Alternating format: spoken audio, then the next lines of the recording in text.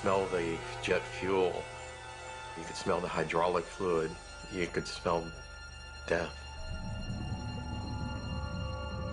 We're going to scour this swamp quadrant by quadrant.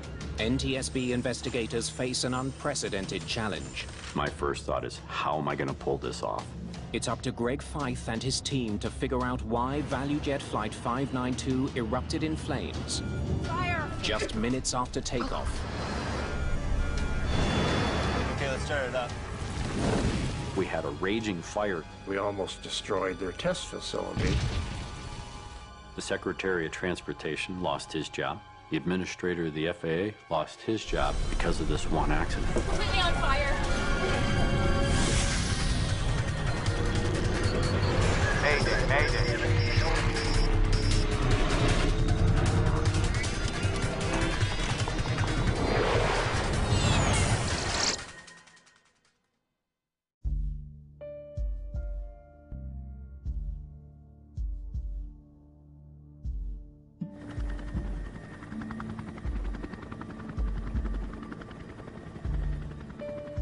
It has been 6 months since Florida's worst aviation disaster. Valujet forced many people in this agency to ask some very tough questions. Federal hearings into the fiery crash of Valujet Flight 592 are filled with controversy and recrimination. I'm the mother of the captain of Valujet 592, Captain Candlin Chamberlain Kubek, and I am very angry. This was one of these historic cases that had a tremendous amount of public attention and public concern. I have always thought this crash was very preventable and very senseless. Valujet 592 fell out of the sky because of a complete breakdown of the system. The Federal Aviation Administration is under attack for failing to implement safety recommendations made 8 years ago after another onboard fire.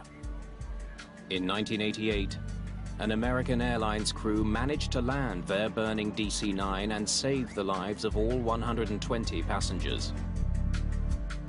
Had the Federal Aviation Administration required fire and smoke detection and/or fire extinguishment systems as the Safety Board recommended in 1988, Valujet Flight 592 would not have crashed.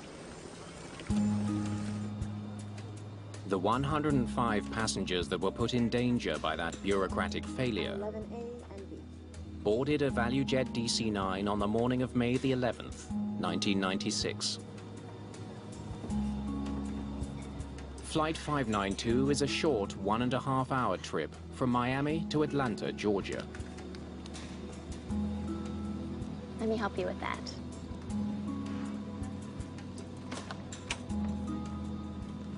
Valujet was one of the first low-cost carriers. People, instead of driving, they were getting on this low-fare blue and white airplane with the cartoon character. There's some little haircuts in there, too. It's the crew's second flight of the day on this plane. In command of Flight 592 is 35-year-old Candlin Kubek. Captain Kubek is an experienced pilot with nearly 9,000 flight hours. Okay. The first officer is a former Air Force pilot, 52-year-old Richard Hazen. Clear to start? Received. Shoulder harness. On. Parking brakes. On. Today's flight is loaded with almost 2,000 kilograms of cargo, which includes passenger luggage, Valujet company material, and U.S. mail. The crew must sign off on all cargo loaded on board. With the paperwork complete, There you go. they prepare to taxi to the runway. Critter 592, taxi to runway 9er left.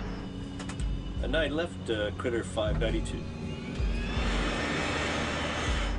The DC-9 is 27 years old. It has more than 68,000 hours of flight time. On the flight into Miami from Atlanta that day, the autopilot wasn't working, and the PA system was broken. You want to test out the PA and talk to the people? Well, ladies and gentlemen, from the cockpit, we are in a hall right now for crossing traffic on the ground. Mechanics in Miami were able to fix the PA. It works. We can hear you loud and clear. Critter 592, runway 9 left, cleared for takeoff. But repairs to the autopilot will have to wait. Set takeoff power. Once the DC-9 is back at airline headquarters in Atlanta, Power is set. mechanics there will work on the problem. Rotate.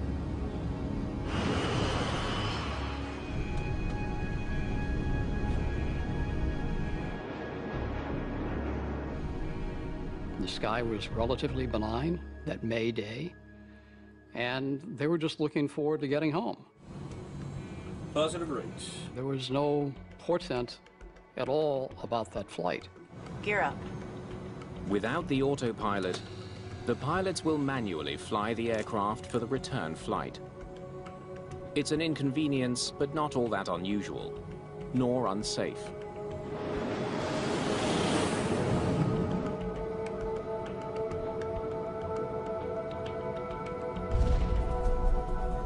What was that? I don't know. We got some electrical problem. Yeah, that battery charger's kicking in. The plane's batteries are draining fast. Captain Kubek worries she could lose power to her instrument panel and other key flight systems. We're losing everything. Just 6 minutes after takeoff, the crew is facing a barrage of Critter failures. 592, contact Miami Center on 132:45. So long. Controllers in Miami believe Flight 592 is safely on its way to Atlanta. But in the cockpit, Captain Kubek decides to turn around. We need to go back to Miami. Do you smell smoke?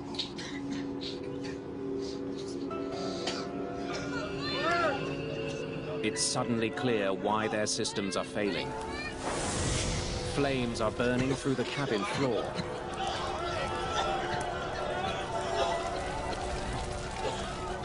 .592 needs immediate return to Miami. Kubek has to get the burning plane on the ground as quickly as possible. You can only shed altitude so fast. You point it down much more than 5 or 6 degrees, and all of a sudden you can become in an overspeed situation.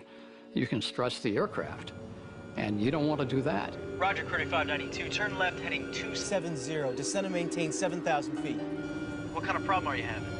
Fire! Smoke in the smoke in the cabin. Okay, roger that. First officer is handling the communication. The captain is handling the airplane. They want to try to get on the ground. They're working in a coordinated fashion. Classic cockpit resource management. Nobody is panicking. Nobody is throwing in the towel. What altitude? 7,000. Captain Kubek throttles back in an attempt to descend, but the left engine doesn't respond. It stays at climb power. As the right engine slows, the plane banks to the right. She discovers her ailerons still have life and manages to stabilize the plane. That was a good crew up in the nose of that airplane. Passengers are in a desperate fight for survival, but there's no escaping the onboard flames, which are burning at over 1,000 degrees Celsius. Toxic smoke is filling the entire cabin. This is heavy, poisonous smoke. People are breathing it in. When a fire is on board, there's a real sense of helplessness. There's a limited number of things you can do. Take short breaths. Less than 10,000 feet above southern Florida, Captain Kubek has the plane in a tight turn back to the airport.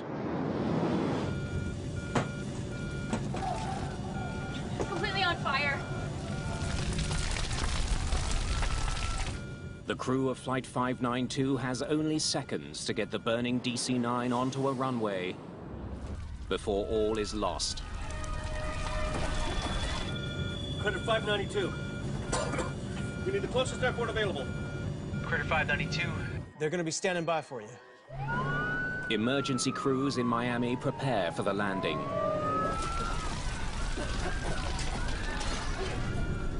The airplane starts losing altitude progressively. The airplane is out of control. The first officer's request for an alternate airport are the last words controllers hear from the crew. The DC-9 plummets towards the ground at over 700 kilometers per hour.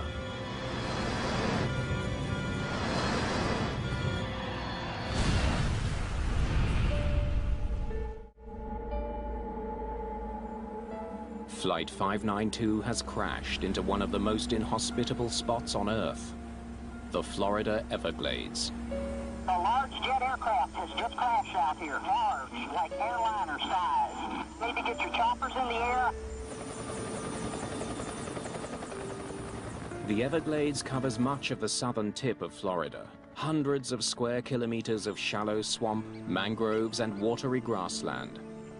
Just getting to the crash site will be a huge challenge for rescuers.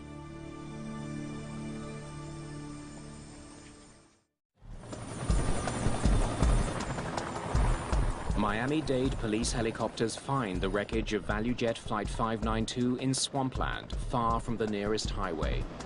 Federal safety officials say it's the most difficult recovery operation they've ever faced, with wreckage strewn like confetti in a muddy, alligator-infested swamp that can only be reached by helicopter or airboat. The very waterous, marshy area, and that's proving difficult to reach people that may have survived this crash. Rescuers know that the first hours of this rescue operation are critical. In 1972, Eastern Airlines Flight 401 crashed into the Everglades 6 kilometers from the Valujet crash site. Several passengers drowned before rescuers could reach them. Yeah, to be in the Everglades after the crash, it was utter devastation, destruction. The smell, you could smell the jet fuel. You could smell the hydraulic fluid. You could smell death. Most of the aircraft has sunk beneath the surface of the swamp. The wreckage was in the Everglades. It's a hostile environment. It wasn't clear at that point how much we'd be able to learn from the wreckage or be able to recover. We suited up as best as possible. We first put on that Tyvek suit, and then we put on an extra sleeve, put 2 surgical gloves on, put a pair of work gloves on, and then they duct taped the work gloves to the Tyvek suit. The heavy gear protects rescuers from spilled fuel and other toxins, but below the surface of the swamp lurks an even deadlier threat. They had to have a sharpshooter on top of the airboat at all times. The crash site is a nesting ground for alligators.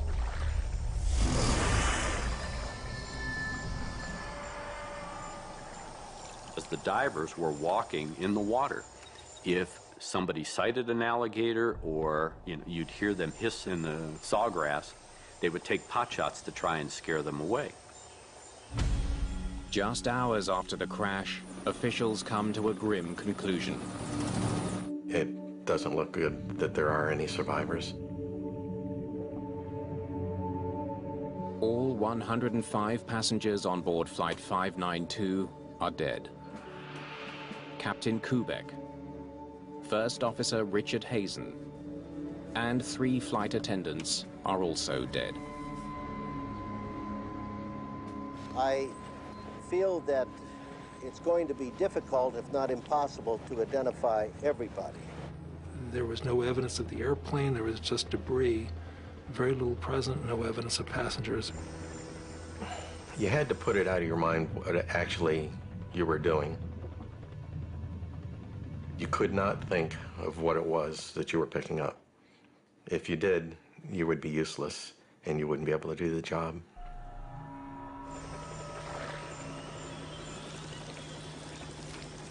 My initial reaction in a situation like that is just, it's anger. It's not again, it's how can this happen, it's what happened, why.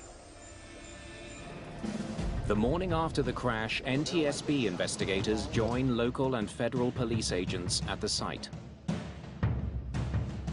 They know the pilots of Flight 592 reported smoke in the cabin. Now they need to find out what caused it. All right, let's get to work. The team is led by veteran investigator Greg Feith. You got to step back, take a deep breath, and then start to prioritize. Okay, what do I have to do now? And then utilize the resources to make that happen. It's showtime. Here we go. I'll let Greg answer that, but There's actually no way to tell if the pilots were conscious or unconscious at the time of impact. My first thought is, how am I going to pull this off?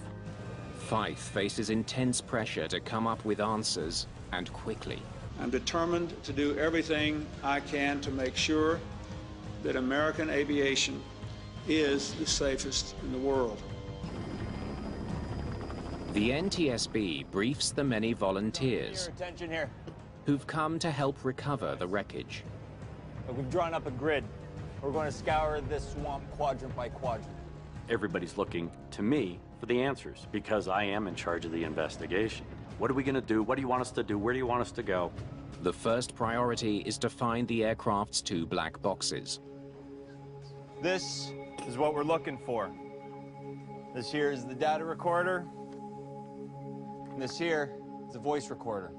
You find one, you'll probably find the other one close by. From the CVR, investigators hope to hear the last sounds in the cockpit, pilot conversation, We need to go back to Miami. and any alarms that might help identify where the smoke originated. The flight data recorder should reveal how a fire might have spread through the sequence of failures it likely caused.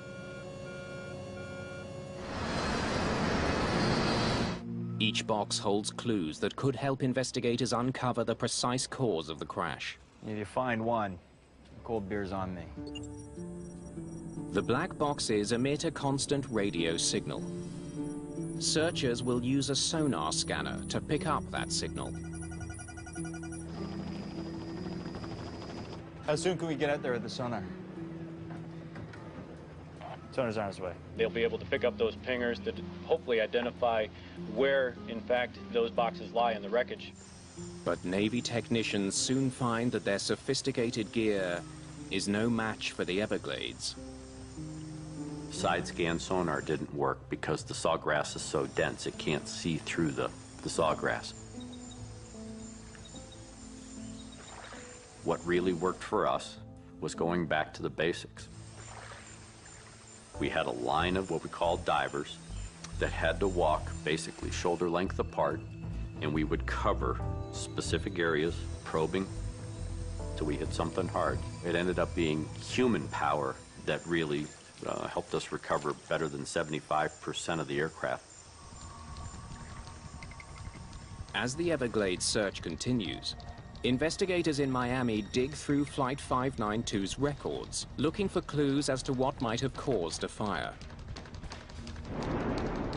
They soon learn that the flight was delayed earlier in the day due to minor electrical problems.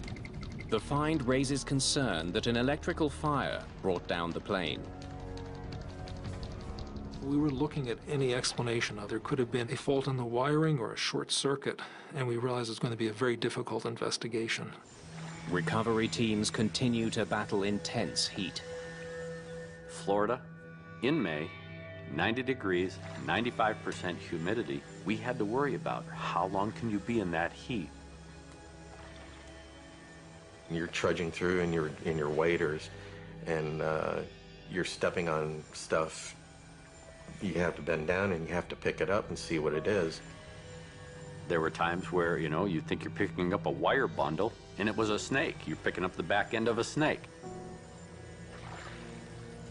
So it was all of those things that made this probably one of the most challenging environments for an accident investigation to be conducted. NTSB fire investigator Merritt Berkey studies masses of tangled wiring from the crash site. I was sent down there to determine the cause of that in-flight fire. When faulty wiring sparks a fire, electrical arcing causes the wires to burn and melt. When we recovered more of the electrical harness on the plane, we saw some damage there, but it wasn't evidence of electrical arcing on the wires. It was all external damage to the insulation. The careful examination rules out faulty wiring as a potential cause of the fire.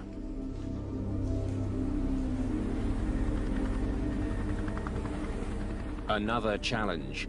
The Everglades is not a stagnant swamp. It has a current that flows out to sea. One of the unique things about the Florida Everglades is that it's water, and it's constantly in motion. That current makes the job of tracking down aircraft debris even harder.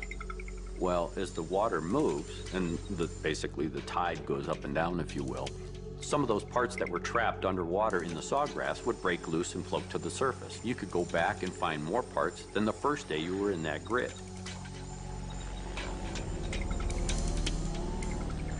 2 days into the investigation, Fife finally catches a break.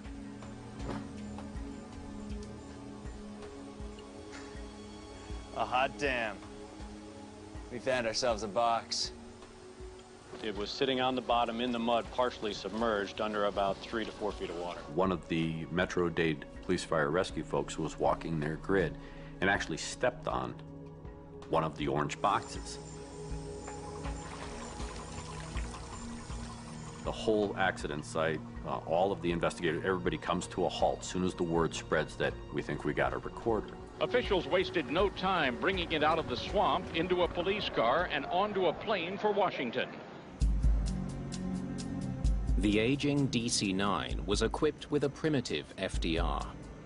It recorded only 11 flight parameters, compared to the hundreds recorded by modern units. But the next morning, when Fife studies the preliminary results from Washington, he finds a clue that may point to the origin of the fire. Dive 800 feet and back in 3 seconds. It's impossible. The FDR recorded a sudden increase in air pressure. What we found on the flight data recorder that records the parameter of the static pressure was that there was a bump. It spiked briefly and then went back to a nominal value. Sensors on the fuselage measure outside air pressure. Normally the pressure decreases with altitude, but as Flight 592 was climbing, the pressure briefly went up, not down. A DC-9 cannot dive and climb that quickly. Hey. The numbers don't make sense. Look at this. We really didn't know we theorized about a variety of different things. Could have been an explosion on board. A shockwave moving outward from inside the aircraft can cause a sudden spike in external pressure. And of course you start thinking, an explosion could do that. So do we have a bomb? With an onboard explosion a real possibility, Merritt Berkey examines the wreckage to see if he can figure out where the fire originated. So we had a lot of parts coming in that were damaged, almost all limited to the cargo compartment. We had melted structure components that were in the overhead of the cargo compartment, which made up the floor of the passenger compartment. And then we also had some seat tracks for the passengers that were burned and melted. We determined that the fire was very intense up in the upper area of the cargo compartment on the left side.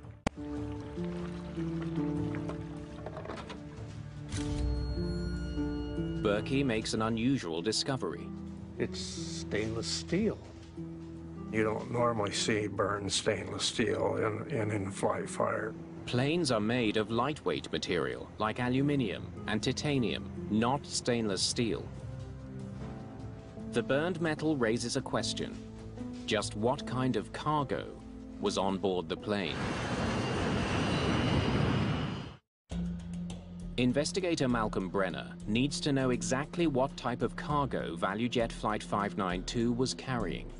The operations group more and more became concerned about the cargo that was loaded on the airplane and what possible significance it could have to the accident. The cargo documentation lists 3 airplane tires and 5 boxes of empty oxygen canisters. The operations group found that the manifest, which indicated that there were oxygen canisters, empty oxygen canisters in the cargo signed for by the first officer. There you go. When Greg Feith was available, I briefed him. Okay. Company material, 3 aircraft tires, and 5 boxes of parts. Malcolm is a pilot. He has an understanding of aviation. He's a smart guy. It's the contents of the cardboard boxes that confuse me. 144 empty oxygen canisters. Wait, how many of them? 144. An oxygen canister is a green bottle, very large bottle, that supplies oxygen to the flight crew and the passengers. There's no way, Malcolm. You can't fit that many on a plane. We all took a pause and said, why would you be carrying 144 of these big green oxygen cylinders? Malcolm asked a very innocent question. What exactly do you think they mean by oxygen canister? And that's really what triggered the investigators to step back and say, we need to verify exactly what was meant.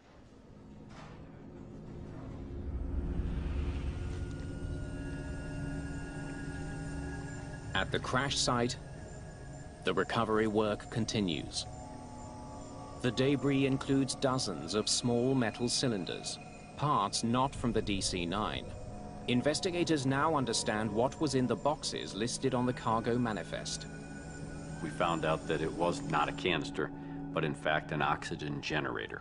Oxygen generators are small devices installed above the passenger seats of certain airplanes. They're connected to oxygen masks that drop down in the event of cabin depressurization. Pulling down on the mask yanks a lanyard, which slides out a retaining pin. That triggers a chemical reaction that generates breathable oxygen. The masks are attached to nipples on this oxygen generator. That's the supplemental oxygen that flows through the tube to the mask. Investigators wonder whether the oxygen generators that were being carried in the cargo hold could have caused the fire. We had 5 boxes of these, or 144 of them, thrown in a box, carried as cargo. We had to look at, well, if they're carrying these and they're supposedly empty, what danger is there carrying them as cargo? There's no question. They're clearly listed as empty. Did they have a potential for creating a fire or a fire situation that could have jeopardized the safety of this aircraft? As recovery teams continue to pull oxygen generators from the bottom of the Everglades, they find that while some are in fact empty, this one's never even been triggered. Many others are full. The oxygen generators that we had found had been damaged. Some were completely flattened, some of them were charred and crushed, some of them still had the material in them, but the case had been dented and damaged. It's the temperature of the canisters after they've been triggered that concerns investigators. These things get pretty hot, Greg. Really hot. They can reach 260 degrees Celsius. That's why in the cabin they're stored behind a heat-resistant shield. An oxygen generator that is not mounted in its proper position in a heat sink cradle in the passenger service unit is lethal. Because if it's anywhere near a combustible material, you're going to have a fire. It now seems highly volatile chemicals were improperly shipped aboard Flight 592. Had the pilots known what was actually on board, they likely would not have signed off on the manifest. There you go. They and their 105 passengers would still be alive.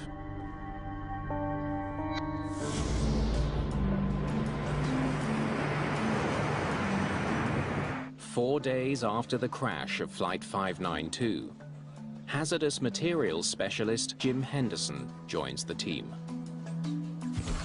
Initial documentation that we were looking for was the records of where the chemical oxygen generators had come from, how they got on the airplane. Henderson reviews the history of the Valujet fleet.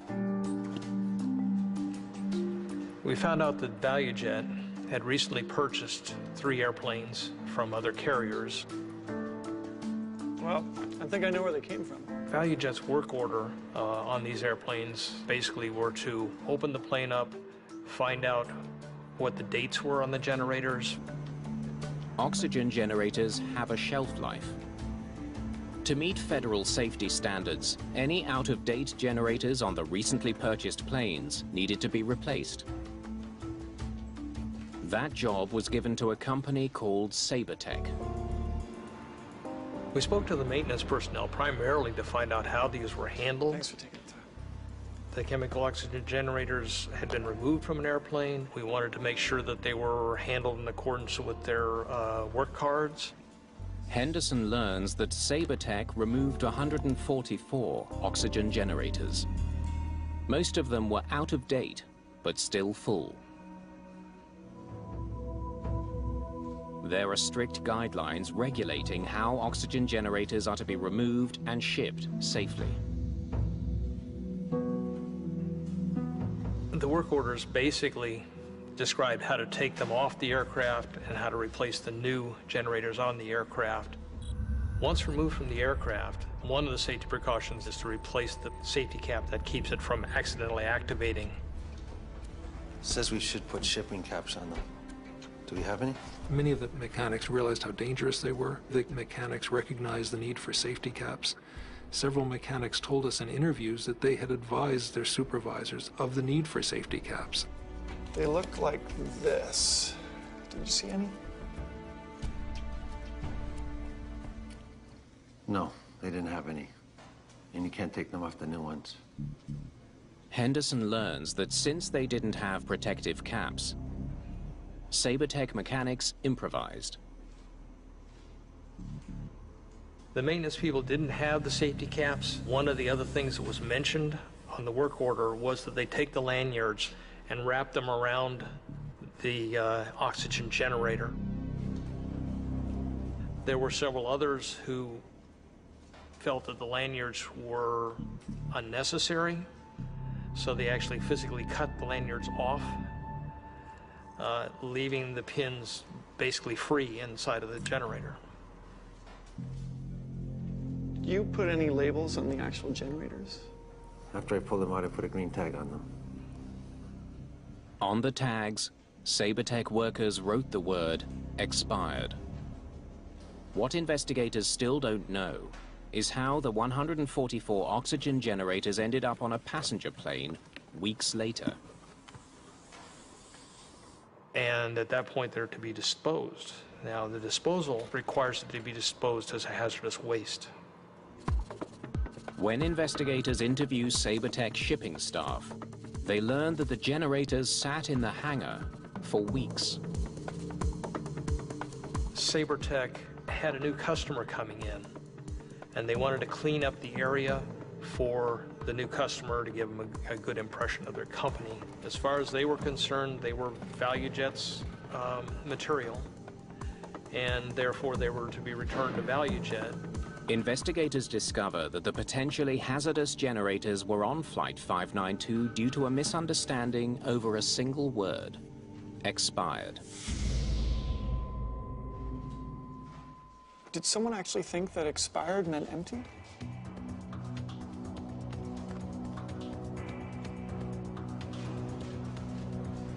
The shipping papers describe the oxygen generators as oxy, or XY for oxygen, canisters, and then the word empty.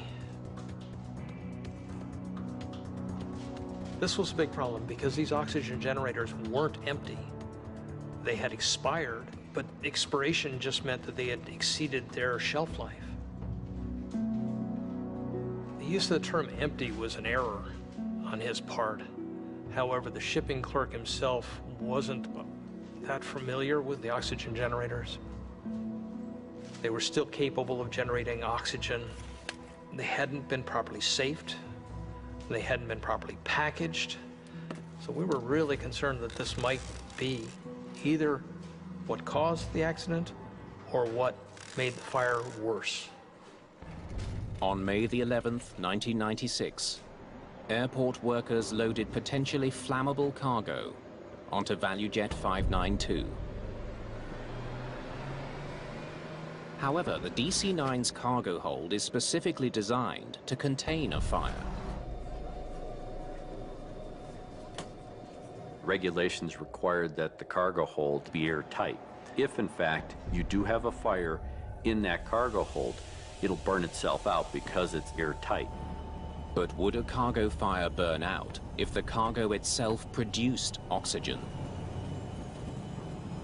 We knew about the oxygen generators. We knew the potential they had for being a fire source, but we didn't really know, in the grand scheme of things, their real potential for bringing down an aircraft. At an FAA fire test facility, okay, let's do this. They hope to recreate the fire that consumed Flight 592. 1 minute to ignition. We had to trigger one of the oxygen generators manually.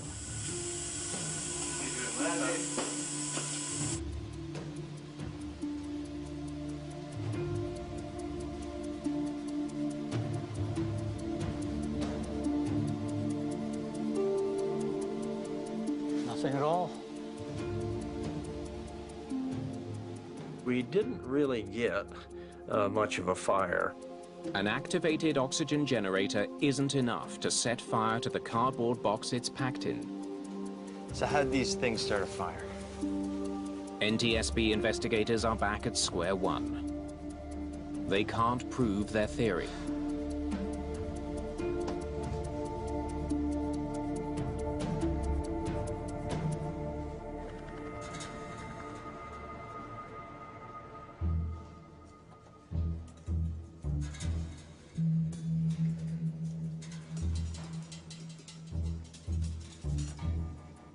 What were these things packed in? The failure of the fire test prompts investigators to look more closely at exactly how the oxygen generators were packaged for transport. The first test we did, we had not packed them exactly the way they were packed. You need a layer of bubble wrap. Like We did not use bubble wrap in the first test. That is, put bubble wrap over the top of the generators before we closed the box. We put 5 boxes of oxygen generators, put them on top of a tire, and put some luggage around them. Okay, let's start it up.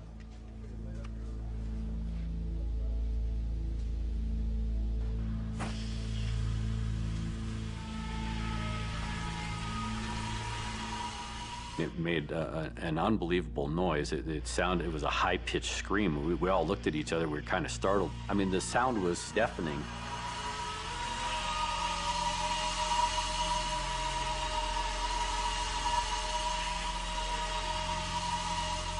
Ten minutes after ignition, the ceiling of the test cargo container reaches 2,000 degrees Fahrenheit.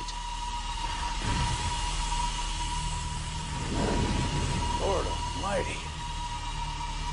We almost destroyed their test facility. After 11 minutes, it exceeds the capacity of the monitoring equipment. All right, let's get that fire out. We had a raging fire, and none of us had expected a fire to be that big and that hot. And it was just amazing to see how disastrous, how destructive something this long and that big around could be. The experiment supports the NTSB theory. Improperly packaged oxygen generators caused the crash of Valujet 592. Even in an airtight cargo hold, the fire would have burned fiercely enough to bring down the DC-9. The problem with Flight 592 is that you defeat the intended purpose of the Class D cargo hold, because even though the hold may be airtight, you've got 144 sources of oxygen in that airtight container.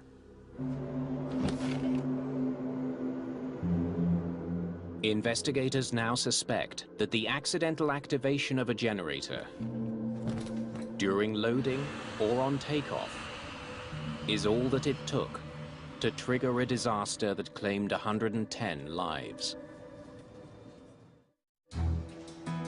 With the help of the plane's flight recorders, Oxygen generators are loaded sometime after 1300. Investigators are able to reconstruct the final moments of Valujet 592. Target rate. Gear up. There was a muffled bump or thump that had come off the cockpit voice recorder, which prompted the captain to ask, What was that? Oh, no. that muffled noise, that thump, when you marry that information up to the flight data recorder, it happened at the same time that we saw the bump in the static pressure. The sound recorded on the CVR is the tire exploding, the same explosion picked up by the flight data recorder. What kind of problem are you having? Fire. Smoke in the smoke in the cabin. It's been 30 seconds since the explosion. Hazen requests a return to Miami. 592 needs immediate return to Miami.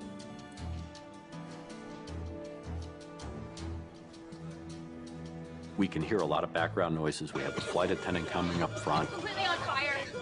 She's talking about how bad the fire is, and the last part of it is silent. And then nothing.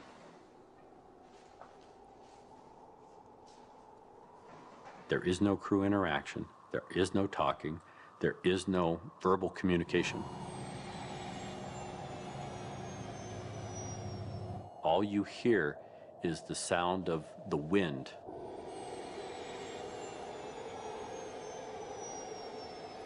It indicated to us that whatever was happening was fast, incapacitated the flight crew to the point where they were unconscious. It only took 3 minutes and 42 seconds for the fire to bring down the plane.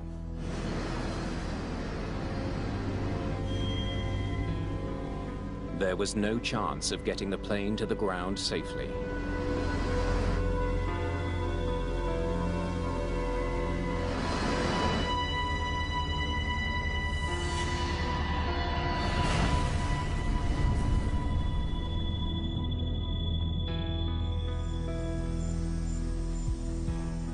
In the wake of the accident, the FAA grounds Valujet indefinitely. The National Transportation Safety Board recommends better training for employees who handle oxygen generators. There weren't any bad guys with black hats. They were all people just trying to get by, doing the best they could. The NTSB also renews its call from 8 years earlier to have smoke detectors and fire extinguishers installed in the cargo holds of all passenger jets. FAA turned around after Valujet crashed and mandated fire suppression and fire alerting systems, but they should have done that a long time ago. An inferno, what a hell those people went through. And our loved ones are dead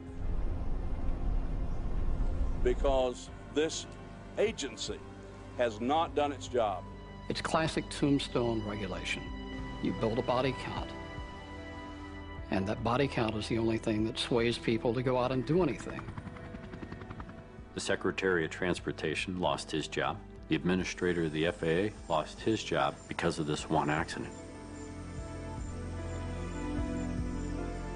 It was a very important lesson, and it's unfortunate that it comes about with this kind of cost, but this was a case that did make major changes in the industry, that we all work together to make sure this doesn't happen again.